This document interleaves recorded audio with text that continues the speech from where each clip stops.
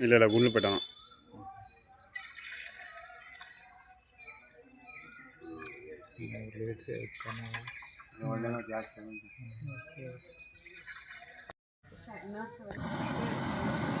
ಅಲ್ಲ ತರ್ಲಿಲ್ಲ ಹೋಗೋಣ ಹಂಗೆ ಒಂದು ಅಲ್ಲ ಇಟ್ಕೊಂಡ್ಬಿಡಿ ನಾಟಿ ಹಾಲು ನೋಡಿ 5 ಲೀಟರ್ ಹಾಕದ ಇಲ್ಗ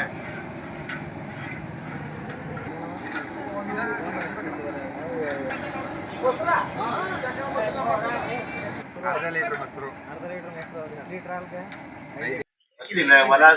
ಇದಕ್ಕೆ ಸ್ವಲ್ಪ ದೊಡ್ಡ ಬಾಂಡ್ಲಿ ಆದ್ರೆ ಅನುಕೂಲ. ಯಾಕಂದ್ರೆ ಹಾಲು ಕಾವು ಜಾಸ್ತಿ ಆದಷ್ಟು ಅದು ಉಗ್ ಬಂದು ಸುರಿದು ಹೋಗೋ ಕಾರಣ ಸ್ವಲ್ಪ ದೊಡ್ಡ ಬಾಂಡ್ಲಿ ತಗೊಂಡಷ್ಟು ಅನುಕೂಲ ಆಗಿರುತ್ತೆ ಇದಕ್ಕೆ.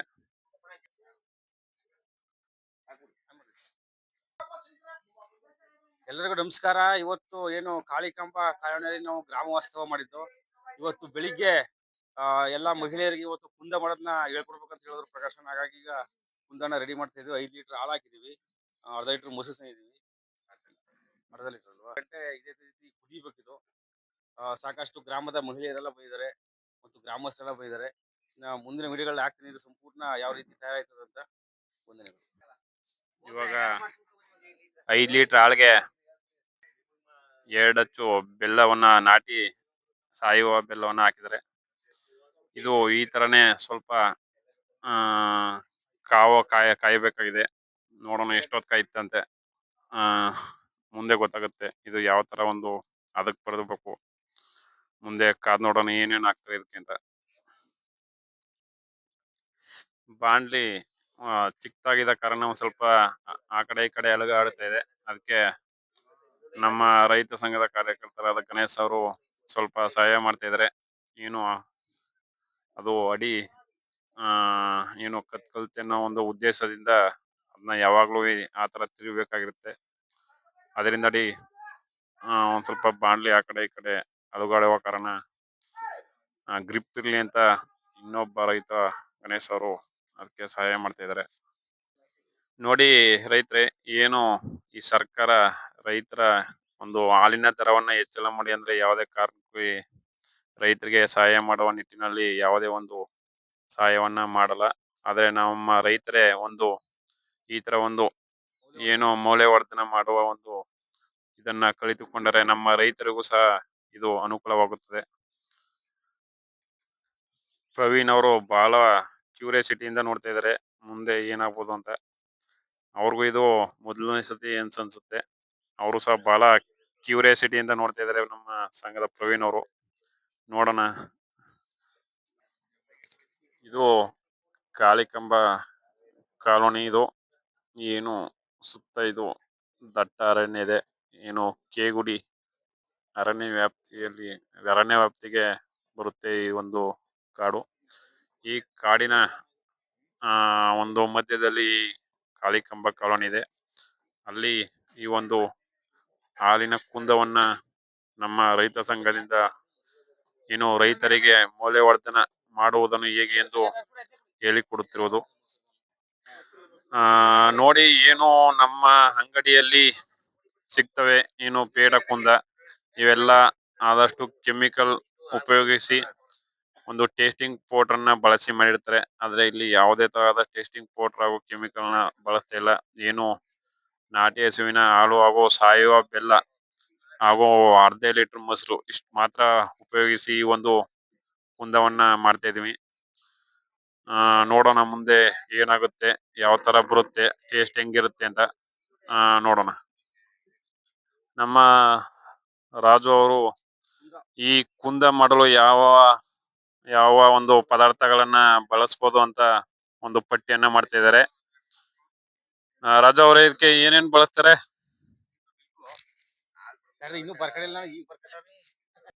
ಇವಾಗ 20 ನಿಮಿಷಗಳ ಕಾಲ ಇದು ಹಾಲು ಕಾದಿದೆ. ಇವಾಗ 5 ಲೀಟರ್ ಇರುವಂತ ಹಾಲು ಒಂದು 4 ಲೀಟರ್ಗೆ ಬಂದಿದೆ. ಏನು ಕಾದು ಇದು 5 ಲೀಟರ್ ಹಾಲಿತ್ತಿದು, ಇದು 4 ಲೀಟರ್ಗೆ ಕಡಿಮೆ ಆಗಿದೆ. ನೋಡೋಣ ಇನ್ನೆಷ್ಟು ಹೊತ್ತು ಇದು ಈ ತರ ಕಾಯ್ಬೇಕು ಅಂತ. ಗ್ರಾಮದ ಸಾಕಷ್ಟು ರೈತರು ಈ ಒಂದು ಇದನ್ನ ನೋಡಲು ಬಂದಿದ್ದಾರೆ. ನೋಡೋಣ. ಇವಾಗ ಏನು ಸಿಹಿ ಸ್ವಲ್ಪ ಕಮ್ಮಿ ಆಗಿದೆ ಅನ್ನೋ ಒಂದು ಕಾರಣದಿಂದ ಮತ್ತೊಂದು ಬೆಲ್ಲವನ್ನ ಹಾಕಿದ್ದಾರೆ. ಟೋಟಲ್ ಇವಾಗ 3 ಬೆಲ್ಲ ಆಯ್ತು. ಇಲ್ಲಿ ಏನೋ ಉರಿಯನ್ನು ಸ್ವಲ್ಪ ಜಾಸ್ತಿ ಕಮ್ಮಿ ಮಾಡಬೇಕಾದಂತ ಪರಿಸ್ಥಿತಿ ಇದಾಗಿದೆ. ಅದಕ್ಕೆ ನಾವು ನಮ್ಮ ಪ್ರವೀಣ್ ಅವ್ರನ್ನ ಬಿಟ್ಟಿದ್ದೀವಿ. ಏನು ಅಲ್ಲಿ ಕಾವು ಜಾಸ್ತಿ ಆದ್ರೆ ಕಮ್ಮಿ ಮಾಡಲು ಹಾಗೂ ಕಮ್ಮಿ ಆದ್ರೆ ಜಾಸ್ತಿ ಮಾಡಲು ನಮ್ಮ ಪ್ರವೀಣ್ ಅವ್ರನ್ನ ನೇಮಿಸಿದೀವಿ. ನೋಡಿ ಅವರು ಗ್ಯಾಸ್ ಮೇಲೆ ಹೊಂದ್ಕೊಂಡಿದ್ದಾರೆ. ನೋಡೋಣ, ಒಂದು ಅಭಿಪ್ರಾಯವನ್ನ ಪಡ್ಕೊಳ್ಳೋ ಪ್ರಕಾಶನ ಅವ್ರದ್ದು ಯಾವ ತರ ಇದನ್ನ ಒಂದು ಇದಾಗತ್ತೆ ಅಂತ. ಆ, ಎಲ್ಲರಿಗೂ ನಮಸ್ಕಾರ. ನಾವು ಇವತ್ತು ಬಿಳಿಗಿರಂಗನ ಬೆಟ್ಟದ ಅರಣ್ಯ ಅಂಚು ಒಳಗಡೆ ಇರುವ ಕಾಳಿಕಾಂಬ ಕಾಲೋನಿಲಿ ಇದ್ದೀವಿ. ಇಲ್ಲಿ ಕಾಡಿನಲ್ಲಿ ವೈವಿಧ್ಯತೆಯಾದ ಮೇವಿರುವುದರಿಂದ ಹಸುಗಳ ಹಾಲಲ್ಲಿ ಒಳ್ಳೆ ಎಲ್ಲಾ ತರದ ನ್ಯೂಟ್ರಿಯೆಂಟ್ಸ್ಗಳಿದೆ. ಹಾಗಾಗಿ ಇಲ್ಲಿ ನಾಟಿ ಹಸುಗಳು ಜಾಸ್ತಿ ಇದೆ. ಇಲ್ಲಿ ನಾಟಿ ಹಸುಗಳು ಜಾಸ್ತಿ ಇದೆ. ಅವರು ಅದನ್ನ ಡೈರಿಗೆ ಹಾಕಿದ್ರೆ 30-35 ರೂಪಾಯಿ ಕೊಡ್ತಾರೆ. ಹಾಗಾಗಿ ಇದರಿಂದ ನಾವು ಮೌಲ್ಯವರ್ಧನೆನ ಮಾಡಿ ಇವತ್ತು ಏನು ಹಾಲಿಂದ ಪೇಡ ಮತ್ತು ಏನು ಧಾರವಾಡ ಪೇಡ, ನಂದಿನಿ ಪೇಡ ಅಂತ ಅಲ್ಲಿ ಏನೇನೋ ಮಾಡ್ತಾರೆ. ಆದ್ರೆ ಇಲ್ಲಿ ನಾವು ಪ್ಯೂರು ನಾಟಿ ಹಸುನ ಹಾಲು ತಗೊಂಡು ನಾಟಿ ಸಾವಯವ ಬೆಲ್ಲ ತಗೊಂಡು ಎರಡೇ ಪದಾರ್ಥನ ಉಪಯೋಗಿಸಿ ನಾವು ಇವತ್ತು ಕುಂದ ಮತ್ತು ಪೇಡವನ್ನ ಮಾಡ್ತಾ ಇದೀವಿ. ಯಾಕಂದ್ರೆ ಇಲ್ಲಿನ ಎಲ್ಲ ರೈತರು ಮತ್ತೆ ರೈತ ಮಹಿಳೆಯರು ಬಹಳಷ್ಟು ಕಡಿಮೆ ಜಮೀನಿದೆ. ಎಲ್ಲರ ಹತ್ರನು ನಾಟಿ ಹಸುಗಳಿವೆ. ನಾಟಿ ಹಸುಗಳೆಲ್ಲ ಸಹ ಇವರು ಕಟ್ಟಾಕ್ಬಿಟ್ಟು ಬೇರೆಯವ್ರ ತರ ಫೀಡ್ಗಳು ಕೊಡಲ್ಲ. ಕಾಡಲ್ಲಿ ಬಿಟ್ಟು ಮೇಯಿಸೋದ್ರಿಂದ ಆ ಕಾಡು ಮೇವು ತಿಂದ ಹಸುಗಳಲ್ಲಿ ಬಹಳಷ್ಟು ನ್ಯೂಟ್ರಿಯೆಂಟ್ಸ್ಗಳಿರ್ತವೆ. ಹಾಗಾಗಿ ಇಲ್ಲಿ ಬಹಳ ಕಷ್ಟಕರವಾದ ಜೀವನವನ್ನ ಅವರು ಮಾಡ್ತಾ ಇದ್ದಾರೆ. ಎಲ್ಲ ಫಾರೆಸ್ಟ್ ಭಯ, ಆ ತೊಂದರೆ ಮತ್ತೆ ಕಾಡು ಪ್ರಾಣಿಗಳ ಹಾವಳಿಗಳು. ಈಗ ನಾವೇ ರಾತ್ರಿ ಬಂದಿದೀವಿ, ಆನೆಗಳು, ಚಿರತೆಗಳು ಎಲ್ಲ ಬರ್ತವೆ. ಕರಡಿ, ಚಿರತೆ ಎಲ್ಲಾ ತರದ ಪ್ರಾಣಿಗಳ ಹೊಡೆತ ಹೊಡ್ಕೊಂಡು ಇಲ್ಲಿ ಜೀವನ ಮಾಡ್ತಾ ಇದ್ದಾರೆ. ಇವ್ರು ಯಾವುದೇ ರೀತಿ ಪಟ್ಟಗಳನ್ನ ಕೊಟ್ಟಿಲ್ಲ ಸರ್ಕಾರ, ಈ ಸ್ವತ್ತುಗಳನ್ನ ಮಾಡ್ಕೊಟ್ಟಿಲ್ಲ. ಇವ್ರನ್ನ ಬಹಳ ಕೇವಲವಾಗಿ ಸರ್ಕಾರಗಳು ಕಾಣ್ತವೆ. ಮತ್ತೆ ಜನಪ್ರತಿನಿಧಿಗಳಂತೂ ಇವ್ರ ಗ್ರಾಮಕ್ಕೆ ಯಾರೂ ಸಹ ಬರಲ್ಲ. ಹಾಗಾಗಿ ನಾವು ಇವತ್ತು ಗ್ರಾಮ ವಾಸ್ತವ್ಯನ ರೈತ ಸಂಘ, ಸಾಮೂಹಿಕ ನಾಯಕತ್ವದ ಕರ್ನಾಟಕ ರಾಜ್ಯ ರೈತ ಸಂಘ ಗ್ರಾಮ ವಾಸ್ತವ್ಯನ ಮಾಡಿ ಇವರ ಸಮಸ್ಯೆಗಳನ್ನ ಅರಿತು ಏನ್ ಮಾಡ್ಬೋದು, ಇವ್ರಿಗೆ ಇವರ ಆರ್ಥಿಕ ಮಟ್ಟವನ್ನ ಯಾವ ರೀತಿ ಎಸ್ಬೋದು ನಾವು ಅಂತೆಲ್ಲ ತಿಳಿದು ಈಗಾಗಲೇ ನಾವು ಪೇಡ ಕುಂದನ ಮಾಡ್ತಾ ಇದ್ವು. ಹಾಗಾಗಿ ಅವ್ರಿಗೆ ಯಾಕೆ ಇದನ್ನ ಹೇಳ್ಬಾರ್ದು? ಕಾಡಲ್ ಮೇಯ ಅಂತ ದನಗಳು ಅವ್ರು ಯಾಕೋ 30 ರೂಪಾಯಿಗೆ ಹಾಲು ಹಾಕಿದ್ರೆ ಅವ್ರ ಜೀವನ ಆಗಲ್ಲ. ಹಾಗಾಗಿ ಇದನ್ನ ಕುಂದ ಮಾಡೋದು ಹೇಗೆ ಅಂತ ನಾನೀಗ ತೋರಿಸ್ತಾ ಇದ್ದೀನಿ. ಜೊತೆಗೆ ನಾವು ಅಲ್ಲಿ ಸಗಣಿನೂ ತಂದ್ವಿ. ಅದರಿಂದ ಜೀವಾಮೃತ, ಘನ ಜೀವಾಮೃತ ಮಾಡಿದ್ರೆ ಒಂದ್ ಹಸು ಕಟ್ಕೊಂಡ್ರೆ, ಒಂದ್ ಹಸು ಇತ್ತು ನಾಟಿ ಹಸು ಅಂದ್ರೆ ಬೆಳಗಿನಾಗ 2 ಲೀಟ್ರು, ಸಾಯಂಕಾಲ 2 ಲೀಟ್ರು, 4 ಲೀಟರ್ ಹಾಲು ಬಂದ್ರೆ 1 ಕೆಜಿ ಪೇಡ ಆಯ್ತದೆ, 1 ಕೆಜಿ ಕುಂದ ಆಯ್ತದೆ. ಇವತ್ತು ಅವ್ರದೇ ನಂದಿನಿ ಅವ್ರದೇ 600-700 ರೂಪಾಯಿ ಇದೆ. ನಮ್ದು ನಾಟಿ ಹಸು, ಪ್ಯೂರ್ ನಾಟಿ ಹಸು, ನಾಟಿ ಬೆಲ್ಲ ಮತ್ತೆ ಯಾವುದೇ ರೀತಿ ನಾವು ಯಾವ್ದು ಮಿಕ್ಸ್ ಮಾಡದೆ ಪ್ಯೂರ್ ಆಗಿ ಮಾಡೋದ್ರಿಂದ ನಮ್ದು 1,000 ರೂಪಾಯಿ ನಾವು ಕೊಡ್ತಾ ಇದೀವಿ. ಅಂದ್ರೆ ಯಾವ್ದು ಇಲ್ಲಿ ಮಿಕ್ಸ್ ಇಲ್ಲ, ಮಕ್ಕಳು ತಿನ್ನ ಅಂತ ಒಳ್ಳೆ ಪೌಷ್ಟಿಕವಾದ ಆಹಾರ ಯಾವುದೇ ಮಿಕ್ಸ್ ಇಲ್ಲದೆ ಮಾಡೋದ್ರಿಂದ ಒಂದ್ ಹಸು ಇಟ್ಕೊಂಡ್ರೆ ಅಲ್ಲಿಗೆ 1 ಕೆಜಿ ಪೇಡ ಬರ್ತದೆ. 1 ಕೆಜಿ ಪೇಡಕ್ಕೆ 1,000 ರೂಪಾಯಿ ಆಯ್ತು. ಅದೇ ತರ ಸಗಣಿ ತರಿಸಿ ಸಗಣಿನ ಮೌಲ್ಯವರ್ಧನೆ ಮಾಡಿದ್ರೆ 1 ಕೆಜಿಗೆ ಸಗಣಿ ದಿನ ಅದು ಒಂದು 10 ಕೆಜಿ ಸಗಣಿ ಹಾಕುತ್ತೆ. ಆ ಸಗಣಿನ ನಾವು ಮೌಲ್ಯವರ್ಧನೆ ಮಾಡಿದ್ರೆ ಒಂದು 25 ರೂಪಾಯಿ ಕೆಜಿ ಅಂದ್ರು ಒಂದು 250 ರೂಪಾಯಿ ಆಯ್ತದೆ ಅದು. ಜೊತೆಗೆ ಆ ಗೋಮೂತ್ರದಿಂದ ನಾವು ಆರ್ಕವನ್ನ ತಯಾರಿಸಿ ಮಾಡಿದ್ರೆ ಅದೊಂದು 250 ರೂಪಾಯಿ. ಒಟ್ಟು ಒಂದು ಹಸು ತಗೊಂಡ್ರೆ ದಿನಕ್ಕೆ 1,500 ರೂಪಾಯಿ ಸಿಗುತ್ತೆ. ತಿಂಗಳಿಗೆ 45,000 ರೂಪಾಯಿನ ನಾವು ಸಂಪಾದನೆ ಮಾಡ್ಬೋದು. ಜೊತೆಗೆ ಇನ್ನೂ ಅಲ್ಲಿ ನಾವು ಮೌಲ್ಯವರ್ಧನೆಗಳನ್ನ ಮಾಡ್ತಾ ಹೋದಾಗ ಇನ್ನೂ ಜಾಸ್ತಿ ಆಗುತ್ತೆ. ಒಂದ್ ನಾಟಿ ಹಸು ಇದ್ರೆ ಒಂದು ತಿಂಗಳಿಗೆ 45,000 ರೂಪಾಯಿಗಳನ್ನ ನಾವು ಸಂಪಾದನೆ ಮಾಡ್ಬೋದು. ಯಾಕಂದ್ರೆ ಇವತ್ತೇ ನೀವು ಎಲ್ಲಾ ವಿ.ಸಿ ಫಾರ್ಮ್ಗಳಲ್ಲಿ ಅದಕ್ಕೆ ಘನ ಜೀವಾಮೃತ, ಜೀವಾಮೃತಕ್ಕೆಲ್ಲ ಇವತ್ತು ಸಿಕ್ಕಾಪಟ್ಟೆ ರೇಟ್ ಇದೆ. 50 ರೂಪಾಯಿ ಕೆಜಿ ಮಾಡ್ತಾ ಇದ್ರೆ ನಾವು 25 ರೂಪಾಯಿ ಮಾಡೋಣ. ಇವೆಲ್ಲನೂ ಮಾಡಿದಾಗ ಒಂದು ಹಸುವಿನಿಂದ 1,500 ರೂಪಾಯಿ ಸಿಗುತ್ತೆ. ಆ 1,500 ತಿಂಗಳಿಗೆ 45,000 ರೂಪಾಯಿ ಐತೆ. ಯಾಕೆ ರೈತರ ಮಕ್ಕಳಿಗೆ ಹೆಣ್ಣು ಕೊಡಲ್ಲ? ಆಗ ನನ್ನ ಹೆಂಡತಿ ಇನ್ನೂ ಒಂದ್ ಹಸ ತಕೊಂಬನಿ ಕಟ್ಟಾಕಿ ಅಂತಾಳೆ. ನನ್ ಮಗ ಇನ್ನೂ ಒಂದ್ ಹಸ ತಕೊಂಬನಿಯಪ್ಪ ನಾ ಕರೀತೀನಿ ಅಂತಾಳೆ. ಡೈರಿಗೆ 30 ರೂಪಾಯಿ ಕೊಟ್ರೆ ಅವರು ಕರೆಯಲ್ಲ. ಅಲ್ಲಿ ನೀವು ಬೇರೆ ಬಟ್ಟೆ ಕರೆಯಲ್ಲ.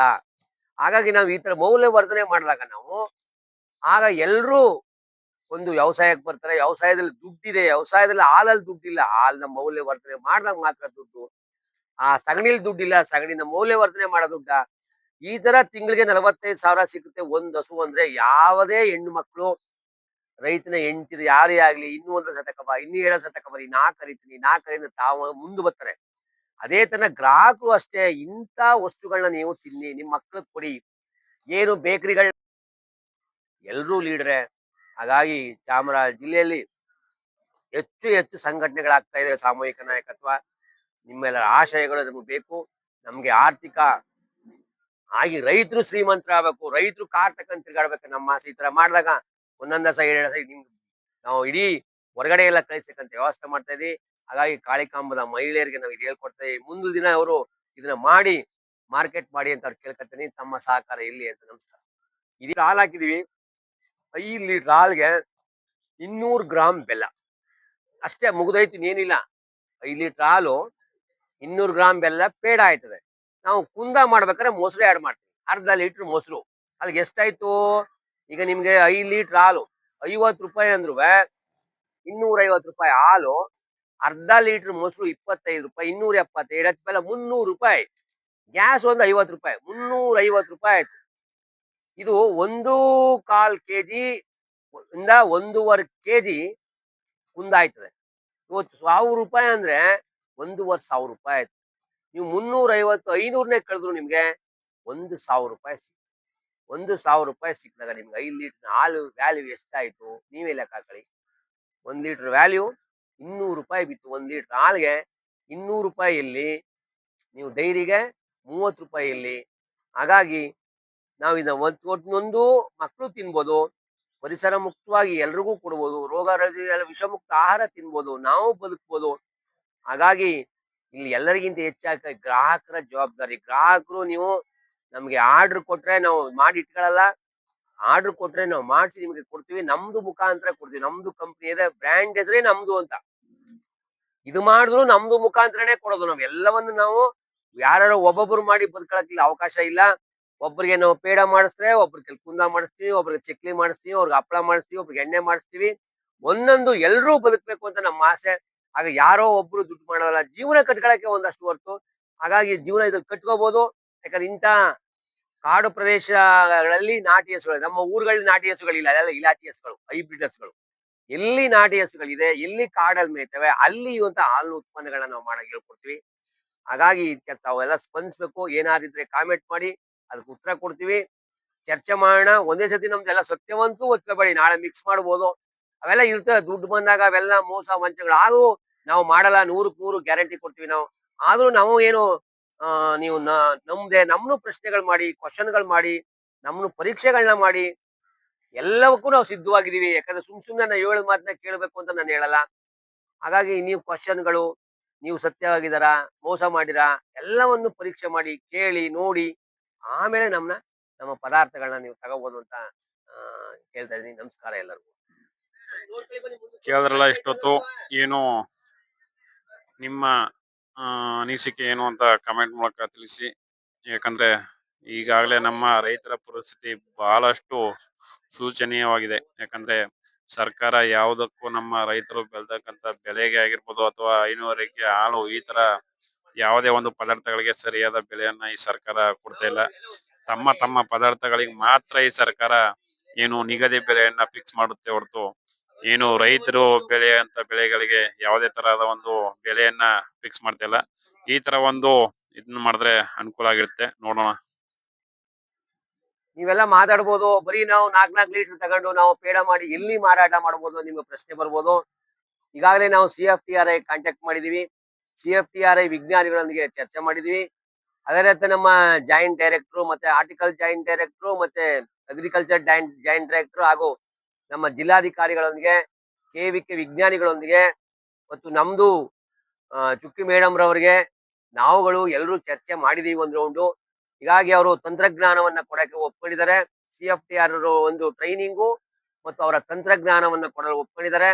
ಹಾಗಾಗಿ ನಾವು ಈಗ 10 ಇಡೀ ಜಿಲ್ಲೆಯಲ್ಲಿ 50 ಜನ ಮೊದಲನೇ ಬ್ಯಾಚ್ ಅಲ್ಲಿ ಟ್ರೈನಿಂಗ್ ಹೋಗ್ತಾ ಇದೀವಿ.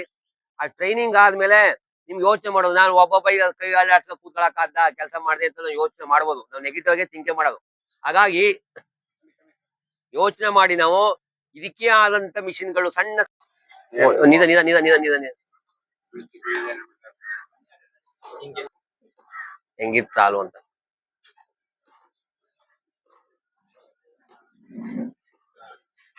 ಇಲ್ಲಿ ಬಂದ್ ನೋಡ್ರಿ, ಈಗ ನೋಡಿ ಮೊಸರು ಹಾಕಿದ ಮೇಲೆ ಹೆಂಗಾಯ್ತು ಅಂತ. ಇವಾಗ ಏನು ಈ ಹಾಲು ಸುಮಾರು 45 ನಿಮಿಷಕ್ಕೂ ಹೆಚ್ಚಿನ ಕಾಲ ಕಾವಲ್ಲಿ ಕಾದಿದೆ. ಇವಾಗ ಅರ್ಧ ಲೀಟರ್ ಮೊಸರನ್ನ ಇದಕ್ಕೆ ಸೇರಿಸಿದ್ದಾರೆ.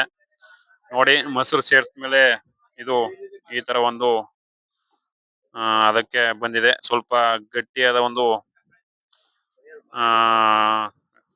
ತರ ಕಾಣಿಸ್ತಾ ಇದೆ. ನೋಡೋಣ ಮುಂದೆ ಯಾವ ತರ ಇದು ಬರುತ್ತೆ, ಇದರ ಟೇಸ್ಟ್ ಹೆಂಗಿರುತ್ತೆ ಅಂತ ನೋಡಿ. ಇದಕ್ಕೆ ಯಾವುದೇ ತರ ಒಂದು ಕೆಮಿಕಲ್ ಆಗಿರ್ಬೋದು ಅಥವಾ ಬೇರೆ ಇನ್ನಿತರ ಯಾವುದೇ ಪದಾರ್ಥಗಳನ್ನ ಮಿಕ್ಸ್ ಮಾಡ್ತಾ ಇಲ್ಲ. ಹಾಲು, ಬೆಲ್ಲ ಹಾಗೂ ಮೊಸರು ಮಾತ್ರ ಇದಕ್ಕೆ ಸೇರಿಸಿರೋದು. ನೋಡೋಣ ಇನ್ನು ಎಷ್ಟೊತ್ತು ಇದಕ್ಕೆ ಕಾಯಬಹುದು ಅಂತ. ನಮ್ಮ ರಾಜು ಅವರು ಸಹ ಇದನ್ನ ಬಹಳ ಕ್ಯೂರಿಯಾಸಿಟಿಯಿಂದ ನೋಡ್ತಾ ಇದ್ದಾರೆ. ನೋಡೋಣ ಅವರ ಒಂದು ಅಭಿಪ್ರಾಯನ ಪಡ್ಕೊಳ್ಳೋಣ ರಾಜು ಅವ್ರ ಹತ್ರ. ಇದ್ರ ಬಗ್ಗೆ ಏನ್ ಅನಿಸ್ತಿದೆ ಅವ್ರ ಹತ್ರ ಅಂತ. ರಾಜು ಅವರೇ, ಇದ್ರ ಬಗ್ಗೆ ನಿಮ್ಮ ಅಭಿಪ್ರಾಯ, ಇಷ್ಟೊತ್ತು ನೋಡಿದ್ರ, ಇದ್ರ ಬಗ್ಗೆ ನಿಮ್ಮ ಅಭಿಪ್ರಾಯ ತಿಳಿಸಿ. ಏನು ಸ್ವತಂತ್ರ ಬಂದು 80ರ ದಶಕದ ಹತ್ರ ಹೋಗ್ತಾ ಇದೀವಿ. ಆದ್ರೆ ಮಳೆ ಬಿಸಿಲು ಒಂದೇ ನಮ್ಮ ರೈತರು 24x7 ಕೆಲಸ ಮಾಡ್ತಾ ಇದಾರೆ. ಅಂತವ್ರಿಗೆ ನಾವು ಏನ್ ಇನ್ನು ಬೈಕಲ್ಲಿ ಒಂದು ಆಯಿಲ್ ಚೇಂಜ್ ಮಾಡೋಕ್ ಆಯ್ತಿಲ್ಲ. ಏನು ಆ ಗುಡ್ಸಲ್ಲೇ ಇದೀವಿ. ಈ ಸ್ಥಿತಿಯ ಒಂದು ಪರಿಸ್ಥಿತಿ ಇದು ಅಂದ್ರೆ ನಾವು ಎಲ್ಲಿ ಹಿಡಿತಾ ಇದೀವಿ ಅಂದ್ರೆ, ನಾವು ಹಾಲನ್ನ ಕರಿತೀವಿ, ತಂದು ಬೇಗ ಡೈರಿಗೆ ಕೊಡ್ಬೇಕು. ಬೇಳೆ ಬೆಳಿತೀವಿ, ತಕ್ಷಣ ತಗೋ ಮಾರ್ಕೆಟ್ ಕೊಡ್ಬೇಕು. ಆದ್ರೆ ದುಡ್ಡು ಅಲ್ಲೆಲ್ಲ ಇರೋದು. ಅದನ್ನ ಏನು ಮೌಲ್ಯವರ್ಧನೆ ಮಾಡಿದಾಗ ಮಾತ್ರ ರೈತನಿಗೆ ದುಡ್ಡು ಮಾಡೋದು. ಈಗ ನೋಡಿ, ಇದು ಹಾಲು ಕೇವಲ ನೀವು ಡೈರಿ ಹಾಕಿದ್ರೆ 30 ರೂಪಾಯಿ.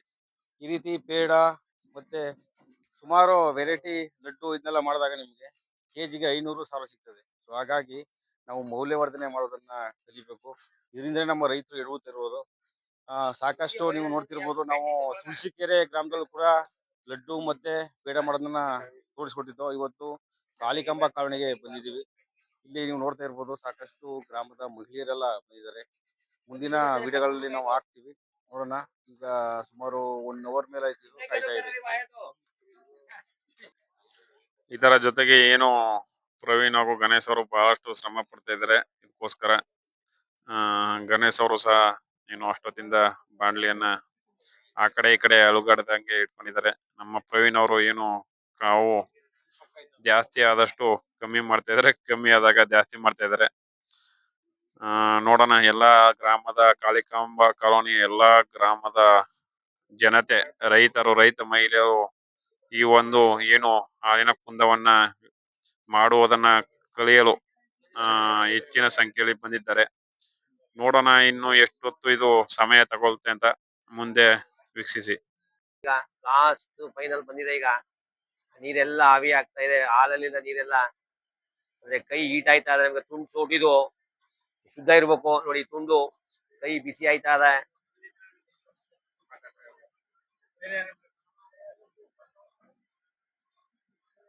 ನೋಡಿ. ಇಲ್ಲಿವರೆಗೂ ಬಿಸಿ ಆಗ್ತಾ ಇದೆ. ದೊಡ್ಡ ಅಲ್ಲೇ ಆಗ್ಬೇಕಾಗಿತ್ತು, ಇವ್ರ ಹತ್ರ ಇಲ್ಲ. ಆಗ ಇರಾದ್ರೂ ನಾವು ಮಾಡ್ತಾ ಇದೀವಿ.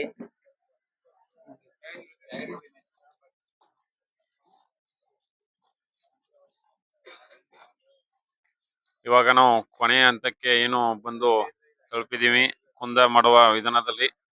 ಇವಾಗ ನೋಡಿ, ಏನು ಈ ಗಿಟ್ಕಿ ಉಡಿ ಯಾವ ತರ ಬರುತ್ತೆ ಆ ತರ ಒಂದು ಅದಕ್ಕೆ ಈ ಒಂದು ಹಾಲಿನ ಕುಂದ ಬಂದಿದೆ. ಇನ್ನು ಸುಮಾರು 5 ನಿಮಿಷ, 5ರಿಂದ 7 ನಿಮಿಷಗಳ ಕಾಲ ಇದು ಕಾವಲಿರ್ಬೇಕಾಗತ್ತೆ ಅಂತ ಅನ್ನಿಸ್ತಾ ಇದೆ. ಇವಾಗ ಸಮಯ ಸುಮಾರು 1.5 ಗಂಟೆ ಆಗಿದೆ. ಇವಾಗ ಈ ತರ ಒಂದು ಅದಕ್ಕೆ ಬಂದಿದೆ. ಕಾವು ಜಾಸ್ತಿ ಆಗಿರುವ ಕಾರಣ ಏನು ಅದು ಒಂದ್ ಸ್ವಲ್ಪ ಸೋಟು ತುಂಡಾಗಿದೆ. ತುಂಡಿರುವ ಕಾರಣ ಒಂದ್ ಸ್ವಲ್ಪ ಅದು ಕೈಗೆ ಆರುವ ಕಾರಣ ಒಂದ್ ಸ್ವಲ್ಪ ಗ್ಯಾಸ್ ಮರೆ ಮಾಡ್ಕೊಂಡಿದ್ದಾರೆ, ಆರ್ಬಾರ್ದು ಅಂತ. ನೋಡೋಣ ಇನ್ನೇನು ಇದನ್ನ ಇದ್ ಮಾಡ್ತಾರೆ. ಪೇಡ ಏನು ಕುಂದ ರೂಪಕ್ಕೆ ಇದನ್ನ ಇದಾಗತ್ತೆ. ನೋಡೋಣ ಕಾದಿ.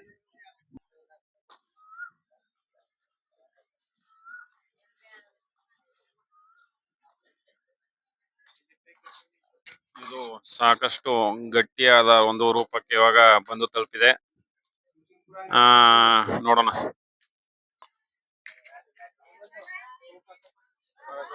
ಏನಿದು 5 ಲೀಟರ್ ಹಾಲು 150ರಿಂದ 200 ಗ್ರಾಂ ಬೆಲ್ಲ ಹಾಕಿದೀವಿ. ಇದು 1.5 kg ಬರ್ತದೆ. 1.5 kg ಕುಂದ ಬರ್ತದೆ. 5 ಲೀಟರ್ ಹಾಲು, ಅರ್ಧ ಲೀಟರ್ ಮೊಸರು, ನಾಡಹಸುನ ಮೊಸರು ನಾವೇ ಮಾಡ್ಕೊಂಡಿರೋದು. ಸ್ವಲ್ಪ ಕಮ್ಮಿ ಹಾಕು. ನಾಡಹಸುನ ಹಾಲು 5 ಲೀಟ್ರು, ಮೊಸರು ಅರ್ಧ ಲೀಟ್ರು, ಬೆಲ್ಲ 150ರಿಂದ 200 ಗ್ರಾಮು. ಇದು 1.5 kg ಕುಂದ ಆಗ್ತಾ ಇದೆ. ಅವ್ರ ಪ್ರಕಾರ 600-700 ರೂಪಾಯಿ ಇದೆ. ನಮ್ಮ ಪ್ರಕಾರ ಇದು 1000 ರೂಪಾಯಿ. ಇದು 1 kg ಅಂದ್ರೆ 1.5 kgಗೆ 1,500 ರೂಪಾಯಿ ಆಯ್ತು. ಇದು ನೋಡಿ, 5 ಲೀಟರ್ ಹಾಲಿ ನಮ್ಮ ಶ್ರಮದಿಂದ 1,500 ರೂಪಾಯಿ ಆಗ್ತಾ ಇದೆ. ನಮ್ಮ ಮಕ್ಕಳು ಎಲ್ಲೆಲ್ಲೋ ಸ್ವೀಟ್ಗಳನ್ನ ತಿನ್ನೋ ಬದಲು ಇಲ್ಲೋ ಸ್ವೀಟ್ಗಳನ್ನ ತಿಂದು ಆರೋಗ್ಯನ ಹಾಳು ಮಾಡ್ಕೋಬಹುದು. ನಮ್ಮನೆ ನಾಟಿ ಹಸು ಮತ್ತೆ ಅದ್ರಲ್ಲಿ ಮೌಲ್ಯವರ್ಧನೆ ಮಾಡಿದ್ರೆ ದುಡ್ಡು ಇರ್ತದೆ. ಚೆಚ್ಬೇಕು ಕಣಲ್ಲ, ಹಂಗೆ ಮೀನ ಬೇಕಾದ್ರೆ ಪುಡಿ ಮಾಡಿ ಹಾಕಬಹುದು. ನಾವ್ ಇನ್ನು ಬೇಕಾದ್ರೆ ಇದು ಹಾಲು ತರನೇ ಇರ್ಲಿ ಅಂತ, ಅದ್ರ ಹಾಲು ಟೇಸ್ಟೇ ಬರ್ಬೇಕಾದ್ರೆ ಇದಕ್ಕೆ ಏನು ಮಿಕ್ಸ್ ಮಾಡಬಾರ್ದು. ಹಾಕಿದ್ರೆ ಏನು ಏಲಕ್ಕಿ ಕಾಯಿ ಹಾಕ್ಬೋದು ಅಷ್ಟೇ. ಹಾಗೆ ನೋಡಿ, 1.5 kg ಪೇಡ ಕುಂದ ರೆಡಿ ಆಯ್ತು. ಪೇಡ ಮಾಡ್ಬೋದಾಗಿತ್ತು, ಪೇಡಕ್ಕೆ ಬಾಣ್ಲಿ ಸರಿಲ್ಲ, ಹಾಗಾಗಿ ಕುಂದ ಮಾಡಿದೀನಿ. ಇದು ಬೆಳಗಾವಿ ಕುಂದ ಅಂತ ಬಹಳ ಫೇಮಸ್. ಯಾಕೆ ನಮ್ಮ ಚಾಮರಾಜನಗರದ ಕುಂದ ಆಗ್ಬಾರ್ದು? ಮತ್ತೆ ಇಲ್ಲಿ ಕಾಡಂಚಿನ ಗ್ರಾಮಗಳಲ್ಲಿ ಏನು BRT ಬಹಳ ವೈವಿಧ್ಯವಾದ ಕಾಡಿದೆ. ಹಾಗಾಗಿ ಕಾಡನ್ನ ಅಂಚಲ್ಲಿ ಮೇಯಂತ ದನಗಳು ಎಲ್ಲ ರೀತಿಯ ಪೋಷಕಾಂಶಗಳನ್ನ ತಿನ್ನೋದ್ರಿಂದ ಅವೆಲ್ಲವೂ ಹಾಲಲ್ಲಿ ಬರ್ತದೆ. ಮತ್ತೆ ಇಲ್ಲಿ BRTಗೆ ತನ್ನದೇ ಆದ ವೈಶಿಷ್ಟ್ಯ ಇದೆ. ಹಾಗಾಗಿ ಇದ್ರ ಕುಂದ ಮತ್ತು ಪೇಡ ಮತ್ತು ಹಾಲಿನ ಉತ್ಪನ್ನಗಳು ಬಹಳಷ್ಟು ಶ್ರೇಷ್ಠವಾಗಿದೆ. ಅದಂತೂ ಮಕ್ಕಳಿಗೆ ಬಹಳ ಅಮೃತ. ಇವ್ರಿಗೆ ಒಂದಷ್ಟು ವ್ಯವಸ್ಥೆ ಮಾಡಿಕೊಟ್ರೆ, ಹಾಗಾಗಿ ನಾವಂತೂ ನಮ್ಮ ಚುಕ್ಕಿ ಮೇಡಮ್ ಅವರ ನೇತೃತ್ವದಲ್ಲಿ ನಾವು ನಮ್ದು ಕಂಪ್ನಿ ಮುಖಾಂತರ ನಾವೇ ಪರ್ಚೇಸ್ ಮಾಡ್ತೀವಿ. ನಮ್ದೇ ಇವರೇ ಮಾರ್ಬೋದು. ನೇರ ಮಾರುಕಟ್ಟೆ ಗ್ರಾಹಕರಿಗೆ ಮಾಡ್ಕೊಡ್ತೀವಿ ನಾವು. ನಮ್ದು ರೈತರ ಮತ್ತು ಗ್ರಾಹಕರ ನಡುವೆ ಒಂದು ಸೇತುವೆ ಆಗಿ ಕೆಲಸ ಮಾಡ್ತದೆ. ಇದಕ್ಕೆಲ್ಲ ನೀವು ಮೆಂಬರ್ ಆಗ್ಬೋದು. ಈ ತರ ಮೌಲ್ಯವರ್ಧನೆ ನಾವೇ ಹೇಳ್ಕೊಡ್ತೀವಿ, ಟ್ರೈನಿಂಗು ಕೊಡ್ತೀವಿ. ಒಳ್ಳೆ ಸುವಾಸನೆಯಿಂದ ಕೂಡಿರುವ ಕುಂದ ರೆಡಿ ಆಗ್ತಾ ಇದೆ. ನಮ್ದು ಬ್ರ್ಯಾಂಡ್ ನ ಕುಂದ ಎಲ್ಲರ ಬಾಯಲ್ಲಿ ಸ್ವಲ್ಪ ಕಮ್ಮಿ ನೀರು ಐತೆ. ಎಲ್ಲರ ಬಾಯಲ್ಲಿ ಎಷ್ಟು ಬೇಗ ತಿಂತೀವಿ ಅಂತ ಎಲ್ಲರೂ ಪರಿತಪಿಸ್ತಾ ಇದ್ದಾರೆ.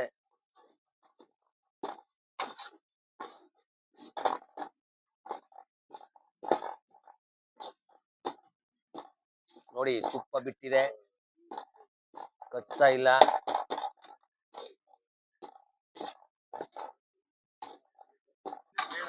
ಇವಾಗ ಏನು ಕುಂದ ರೆಡಿ ಆಯ್ತು. ಇದನ್ನ ಏನು ಜನರ ಒಂದು ಅಭಿಪ್ರಾಯ ಏನಿರುತ್ತೆ ಅಂತ ನೀವೇ ಕೇಳೋ. ನೋಡಿ, ಏನು ಕುಂದದ ರುಚಿಯನ್ನ ಪಡೆಯಲು ಬಹಳಷ್ಟು ಜನರು ಮುಗಿ ಬೀಳ್ತಾ ಇದಾರೆ. ಇರುವುದು ಬರೀ 1.5 kg ಅಷ್ಟು ಮಾತ್ರ ಆಗಿರೋದು. ಅಲ್ಲೇ ಇಲ್ಲಿ ಒಂದು ನೂರಾರು ಸಂಖ್ಯೆಯಲ್ಲಿ ಜನರು ಧಾವಿಸಿದ್ದಾರೆ. ನೋಡೋಣ, ನಮ್ಗೆ ಸಿಗಲ್ವಾ ಅಂತ ಕೊನೆವರೆಗೂ ಕಾದ್ ನೋಡೋಣ.